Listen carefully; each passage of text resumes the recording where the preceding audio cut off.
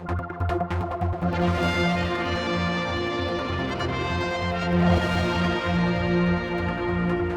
good news for the Isle of Man coming from Loganair last week. It's back to Heathrow, and I say back because we've been there once before. In fact, it's been an interesting situation, but commitment is good, and also we have more flights going to City. Well, Kay Ryan is joining us. And Kay, what is going on? Because obviously, going back to Heathrow, I remember myself being on it, very excited. We were doing it, a couple of years ago, and then it stopped. And it's all down to subsidies, I understand. But over to you, what's going on? I think the main starting point, Paul, is really what the island needs in terms of connectivity. Do they need a day return service into London? Do they need links for international business? Government is telling us yes. That's why we're really pleased to be able to put this route back into operation. I mean, it stopped before really to the large part as a result of the pandemic, but now we do feel it's about the right time to start it again.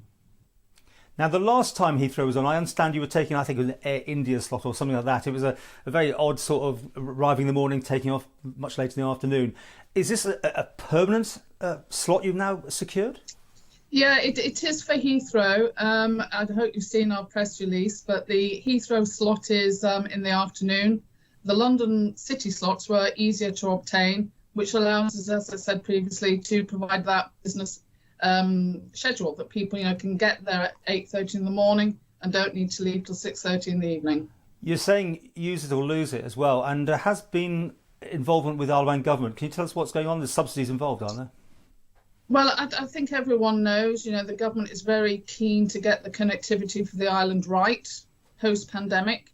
It's doing an awful lot of research, and I think this is just part of the start of it, really. So let's see how the public respond to the London routes, and we're working very closely with government to make sure it works.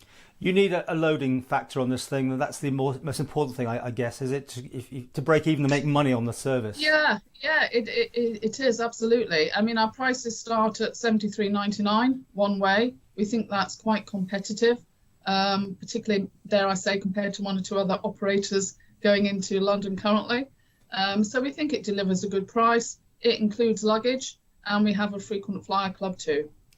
Now, you have announced, obviously, there's going to be a potential increase, a surcharge for fuel because of the situation in the world with that price.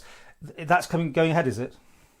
Yeah, that's in place. Actually starts on the 21st. Our systems are scheduled to implement that. It's a small price for the overall ticket, I think. £3.75 per person per flight. We have made a public commitment that if fuel prices fall to a certain level for 6 weeks, then we will reduce or indeed abolish the charge. So we've been very transparent about what it is we're trying to do.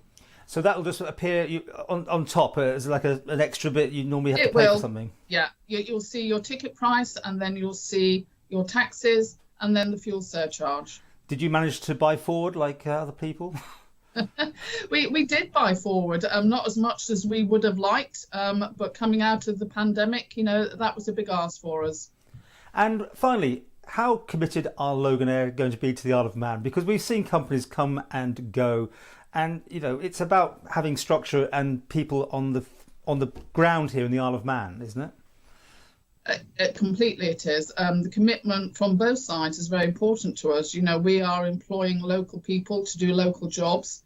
We are building a base there, and having a London service puts 2 aircraft with the associated employment into the Isle of Man. So we are absolutely committed to making it work.